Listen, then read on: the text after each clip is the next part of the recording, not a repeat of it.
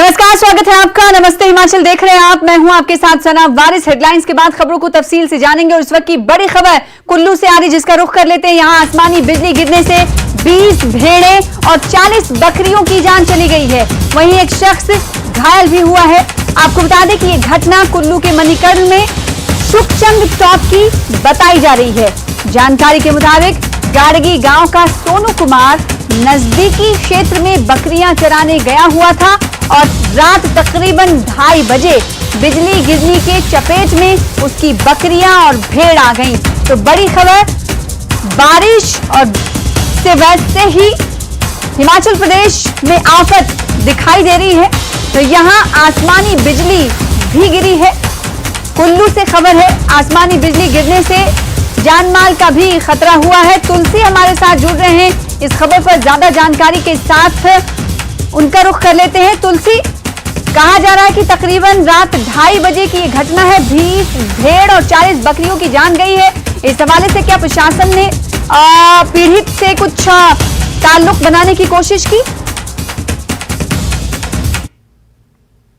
2:30 बजे के आसपास जो ये जो टॉप है, जहां पर भेड़ बकरियां जो है आजकल गर्मियों के दिनों में जो आसपास के ग्रामीण है वो वहां पर ले जाते हैं चराने के लिए। और बीती रात 2:30 बजे जो आसमानी बिजली गिरने के कारण वहां पर जो सुखचंद टॉप है वहां पर जो भेड़ बकरियां हैं उनकी मौत हुई है। ऐसी जानकारी बताई जा रही है कि इस घटना में एक युवक जो है वो भी घायल हुआ है। और वहां पर जो है फिलहाल पशुपालन विभाग और राजस्व विभाग की प्रशासनिक तरफ से टीमें हैं वो भेजी जा रही है। और ऐसा बताया जा रहा है कि वहां पर सैकड़ों की संख्या में जो बकरियां थी वो वहां पर थी। और कहीं ना कहीं जिस तरह से ये जो आसमानी बिजली की घटना हुई है उससे जो है अब तक ये जानकारी सामने आई है कि 60 से 70 जो भेड़ बकरियां उनकी मौत हुई है। और ये आंकड़ा जो है बढ़ भी सकता है, क्योंकि जिस तरह से अभी जो प्रारंभिक रिपोर्ट आई है उनसे ये जानकारी है। फिलहाल पशुपालन विभाग के जो उप निदेशक है विशाल शर्मा, उन्होंने ये जानकारी दी है कि प्रशासन की तरफ से जो पशुपालन विभाग की टीम है और राजस्व विभाग की टीम है वो मौके पर जा रही है। वहां पर जो है जितनी भी भेड़ बकरियां की मौत हुई है उनका जो है वो निरीक्षण किया जाएगा। और ऐसे में जो घायल है उस घायल को जो है फिलहाल ग्रामीणों के द्वारा जो अस्पताल है वो पहुंचाया जा रहा है। और कहीं ना कहीं जिस तरह से आजकल जो है कुल्लू जिला में भारी बारिशें हो रही है, आसमानी बिजली की गड़गड़ाहट लगातार हो रही है, तो ये बड़ी घटना है जहां पर इस तरह की घटना बीती रात जो है 2:30 बजे के आसपास हुई है। फिलहाल जो घायल है उसका नाम सोनू बताया जा रहा है, जो गाड़गी गांव का रहने वाला है। तो इस मामले में प्रशासन की तरफ से जो है फिलहाल वहां पर टीमें भेजी जा रही है। और उसके बाद जो पीड़ित है उसको भी उसका इलाज करवाया जाएगा और उसको मुआवजा भी दिया जाएगा। इसलिए भेजी जा रही ताकि निरीक्षण किया जा सके और उन्हें मुआवजा भी दिया जा सके पीड़ित को। तो टीम रवाना करने की भी बात हो रही है। 60 से 70 माल मवेशियों की जान गई है आसमानी बिजली के गिरने से। बहुत शुक्रिया हमारे साथ तुलसीराम जुड़ने के लिए, इस खबर पर ज्यादा जानकारी देने के लिए।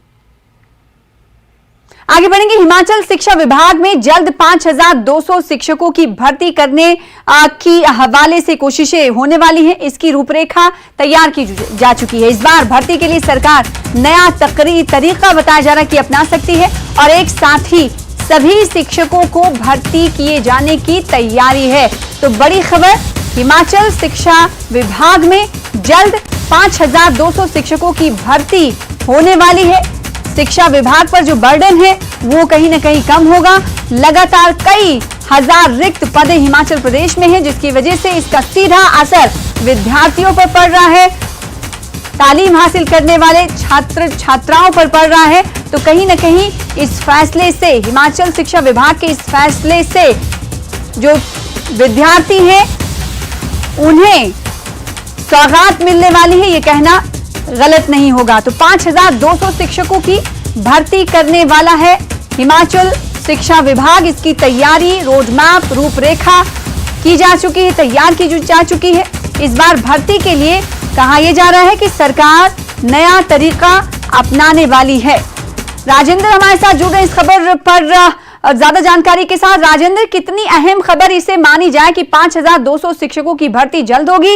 इस हवाले से हिमाचल प्रदेश शिक्षा विभाग तैयारी भी कर चुका है। नया तरीका किस तरह का होगा, जैसे पहले नहीं हुआ करता था, इस बार क्या तरीके अपनाए जाएंगे? और ये महकमे तालीम के हवाले से कितनी बड़ी खबर इसे मानी जा सकती है? क्योंकि जाहिर सी बात है रिक्त पदों के हवाले से अगर बात करें तो हिमाचल प्रदेश में कई हजार रिक्त पद भी हैं। इनकी संख्या अगर आपके पास हो कोई आंकड़ा तो बताइएगा। बिल्कुल करीब 2 लाख पद विभिन्न विभागों में हिमाचल प्रदेश में अभी खाली चल रहे हैं और ये बहुत बड़ी संख्या है हिमाचल प्रदेश जैसे छोटे राज्य के लिए। करीब 2 लाख पद खाली होना, इससे में समझ सकते हैं हम कि लगभग हर विभाग का कार्य इन रिक्त पदों के कारण प्रभावित हो रहा है। और अकेले, क्योंकि शिक्षा विभाग बड़ा महकमा है और अकेले शिक्षा विभाग में वर्तमान में करीब 20,000 पद खाली चले हुए हैं और इसीलिए महत्वपूर्ण शिक्षा विभाग हो जाता है क्योंकि सीधा कनेक्शन बच्चों के साथ है। अब एक भी पद अगर टीचर का वेकेंट रहता है तो फिर उसका असर, उसकी पढ़ाई का असर कितने बच्चों पर होता है ये समझा जा सकता है। और इसी को चलते प्रदेश सरकार ने ये फैसला लिया है कि जब भर्ती हिमाचल प्रदेश में अब प्रक्रिया शुरू होगी तो उसमें सबसे पहले शिक्षा विभाग के पदों को भरा जाएगा और 20,000 के करीब पद खाली हैं। हालांकि अब जो रोड मैप शिक्षा विभाग की तरफ से तैयार किया जा रहा है वो इससे भी अलग है और उस रोड मैप के हिसाब से अगर देखें तो जो एक बार एग्जाम होंगे उन्हीं एग्जाम्स के सहारे पूरे साल भर पदों को भरा जाएगा। अब शिक्षा मंत्री ने जब पिछले दिनों बैठक हुई अधिकारियों के साथ तो आदेश अधिकारियों को दिए कि पूरे साल का, पूरे कैलेंडर ईयर का एक खाका तैयार किया जाए और ये बताया जाए कि इस विभाग में कितने पद खाली हो रहे हैं। दोनों डायरेक्टर को अलग अलग निर्देश दिए गए हैं, एलिमेंट्री को भी और हायर को भी। तो ऐसे में दोनों को अलग अलग रिपोर्ट सरकार को पेश करनी होगी, शिक्षा मंत्री को पेश करनी होगी कि उनके विभाग में इस वर्ष कितने पद खाली होंगे, 2024 में कितने पद खाली होंगे और उन सब पदों को फिर एक बार एग्जाम करवाया जाएगा और उस एग्जाम में मेरिट के हिसाब से जैसे जैसे पद खाली होते जाएंगे वैसे वैसे भरा जाएगा। बिल्कुल, बात एग्जाम की आप कर रहे हैं तो एक सवाल यहाँ पर यह भी उठता है कि एग्जाम के हवाले से, पेपर लीक के हवाले से लगातार हिमाचल प्रदेश की सरकार और HPSSC सवालों के घेरे में थी जिसे भंग कर दिया गया। अब कितनी बड़ी चुनौती रहने वाली है एग्जामिनेशन कंडक्ट कराने के लिए प्रदेश सरकार के सामने? बिल्कुल बहुत बड़ी चुनौती रहने वाली है और इसी चुनौती से निपटने के लिए ये फॉर्मूला भी हम देख सकते हैं कि बार बार एग्जाम ना करवाने पड़े, बार बार पेपर लीक का खतरा ना हो, इसीलिए एक बार एग्जाम करवाया जाए और फिर उन्हीं एग्जाम्स के सहारे फिर मेरिट के हिसाब से आगे आगे पदों को भरा जाए। और प्रोसेस भी प्रदेश सरकार की तरफ से शुरू है। दीपक सानन जो पूर्व चीफ सेक्रेटरी रहे हैं हिमाचल सरकार के, उनकी अध्यक्षता में एक कमेटी बनाई है। कमेटी अब अपनी रिपोर्ट जल्द सरकार को सौंप सकती है जिस प्रकार से एक्सरसाइज कमेटी की तरफ से की जा रही है और फिर दोबारा से पुनर्गठन स्टाफ सिलेक्शन कमीशन का होगा हमीरपुर का और शायद उम्मीद लगाई जा रही है कि बहुत जल्द वहां पर भी भर्तियां शुरू होगी। लेकिन अभी इंतजार रिपोर्ट का है। ऐसे में जो भर्ती की प्रोसेस है, जो भर्ती की प्रक्रिया है, उसकी जिम्मेदारी पब्लिक सर्विस कमीशन शिमला को दी गई है। वहां क्योंकि पहले से ही भर्तियों का बर्डन चला हुआ है तो वहां कब तक भर्ती होगी ये अभी देखने वाली बात होगी। तो वो प्रोसेस जब तक कंप्लीट होती है तब तक शिक्षा विभाग अपनी प्रोसेस में लगा हुआ है और पूरे कैलेंडर ईयर के हिसाब से एग्जाम कंडक्ट करने की तैयारी है। वही जो शिक्षा विभाग में एक और सरदर्द बना हुआ है, पिछली भाजपा सरकार से लेकर अब तक केंद्र की तरफ से फंड आ रहा है एलिमेंट्री टीचर्स के लिए, लेकिन हिमाचल सरकार अभी तक एलिमेंट्री टीचर्स की रिक्रूटमेंट नहीं कर पाई है और वो फंड लगातार लैप्स हो रहा है पिछले कुछ सालों से अगर हम कहें तो। उसके लिए भी शिक्षा विभाग अब कोशिशें कर रहा है। जो स्पेशल की तैयारी हो रही शिक्षा विभाग के जरिए और अकेले शिक्षा विभाग में जैसे कि राजेंद्र ने आपसे कुछ देर पहले कहा कि 20,000 खाली पद हैं जिन पर नियुक्तियां की जानी है, लेकिन 5,200 नियुक्ति के हवाले से, शिक्षकों की भर्ती के हवाले से सरकार तैयारी कर रही है। बहुत शुक्रिया राजेंद्र हमारे साथ जुड़ने के लिए, इस हवाले से तफसील से जानकारी देने के लिए। आगे बढ़ लेते हैं। हिमाचल वालों के लिए सुक्खू सरकार की ओर से बड़ी सौगात दी गई है जिसमें अब सरसों के तेल के बाद रिफाइंड तेल को भी सस्ता कर दिया गया है। आपको बता दें कि यह तेल सार्वजनिक वितरण प्रणाली के तहत मिलेगा। रिफाइंड तेल 104 रुपए प्रति लीटर की दर से मिलेगा अब और पहले हालांकि ये महंगा हुआ करता था। तो 104 रुपए प्रति लीटर की दर से अब तेल महंगा मिलेगा। तो इसे माना जा सकता है हिमाचल प्रदेश की जनता के लिए एक सौगात, क्योंकि तेल एक ऐसी चीज है जो हर चीजों में इस्तेमाल की जाती है। तो सुक्खू सरकार की सौगात के तौर पर इसे देखा जा सकता है। उधर अमेरिकी सेब वॉशिंगटन एप्पल पर केंद्र सरकार के फैसले से हिमाचल से लेकर जम्मू कश्मीर तक के सेब किसान लाल हो रहे हैं, क्योंकि सरकार ने वॉशिंगटन एप्पल पर आयात शुल्क 70% से घटाकर 50% करने का फैसला किया है। बागवानों के साथ साथ कांग्रेस भी फैसले को स्थानीय सेब किसानों के साथ धोखा बताकर विरोध कर रही है।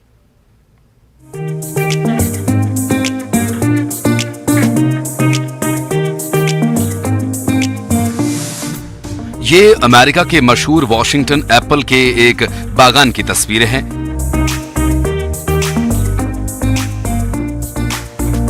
यहाँ के बागानों को पीएम मोदी के हालिया अमेरिका के दौरे से एक सौगात मिली है, लेकिन उससे हिमाचल, कश्मीर और उत्तराखंड के बागबान परेशान हो उठे हैं। आदरणीय प्रधानमंत्री महोदय के अमेरिकन दौरे के दौरान जो सेब पर आयात शुल्क 70% से 50% किया गया, वो जो है दुर्भाग्यपूर्ण है। वॉशिंगटन एप्पल के ऊपर आयात शुल्क घटाना। वॉशिंगटन एप्पल की कई वेराइटीज हैं जो अरसे से भारत में आयात होती हैं,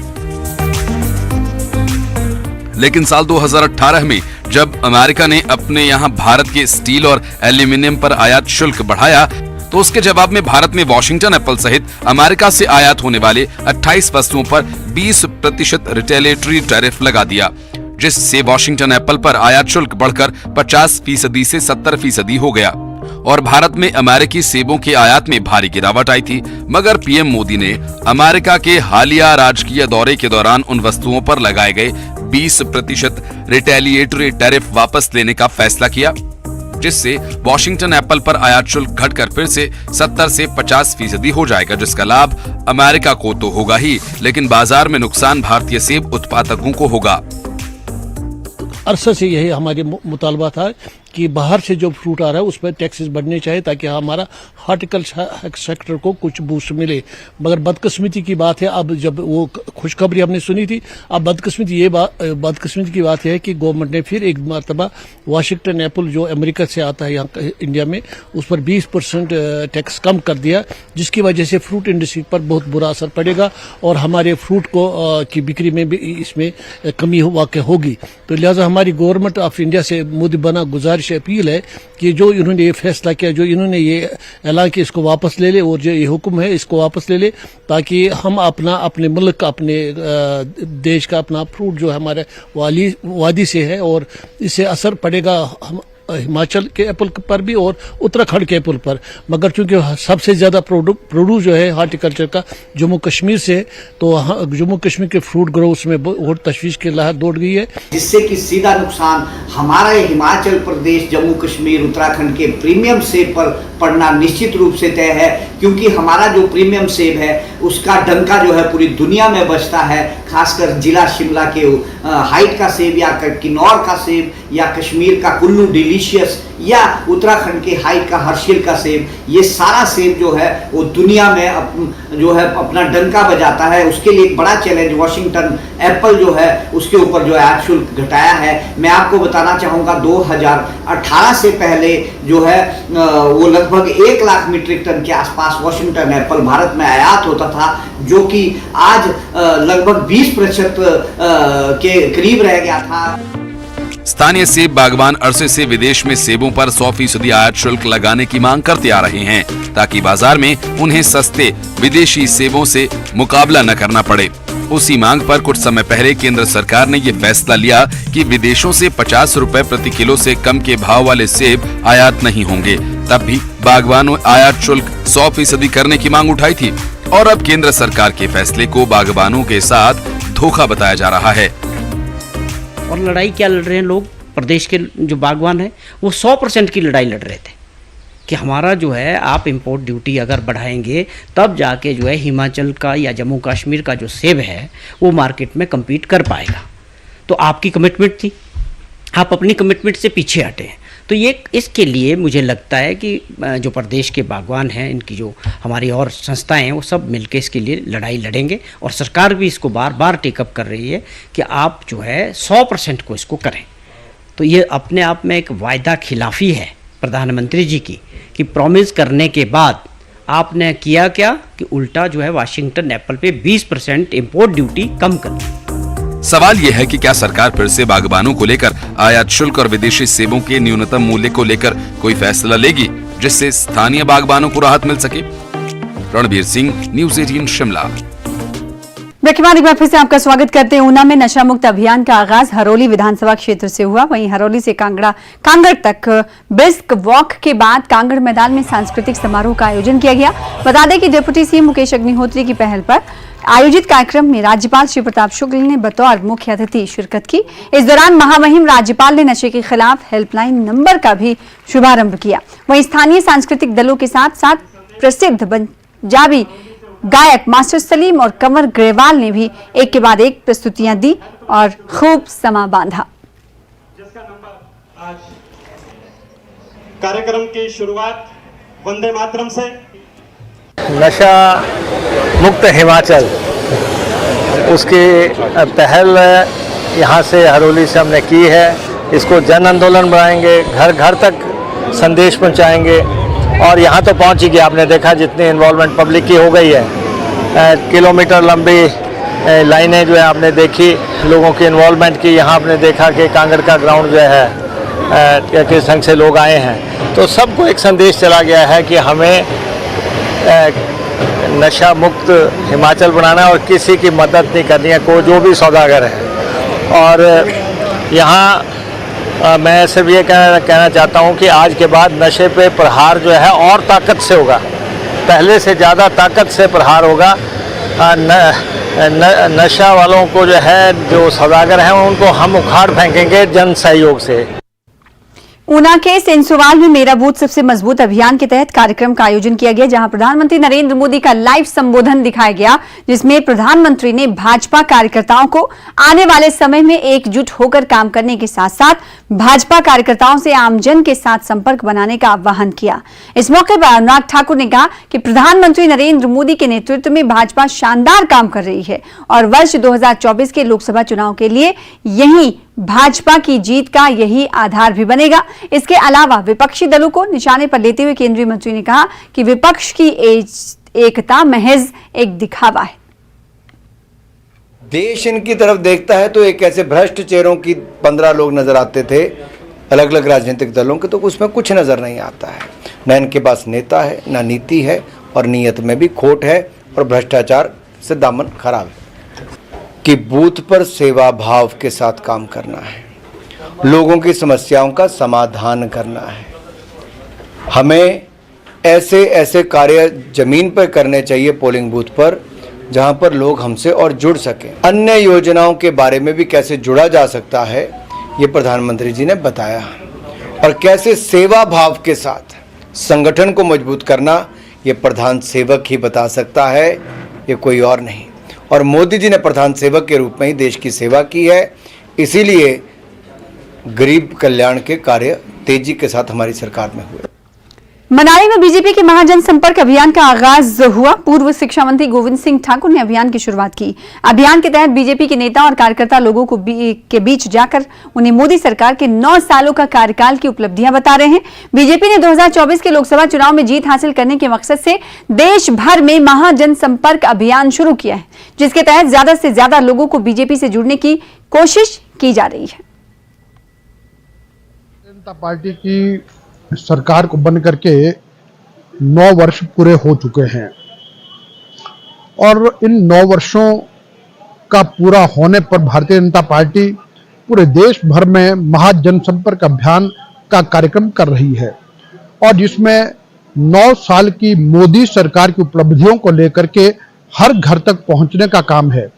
और इसी महाजन संपर्क अभियान के अंतर्गत हमारे हर मतदान केंद्र पर यह काम चला है और आज हमने मनाली नगर परिषद के क्षेत्र में लगभग 200 दुकानों में जाकर के इस अभियान को चलाया है और ये आगे चलता जाएगा और हर जगह पर जाकर के 90-90-90-20-24 इस पर मिस्ड कॉल भी की जा रही है ताकि नरेंद्र मोदी जी के लिए समर्थन मिले और उसके साथ साथ उसके पैम्फलेट इत्यादि भी दिए जा रहे हैं।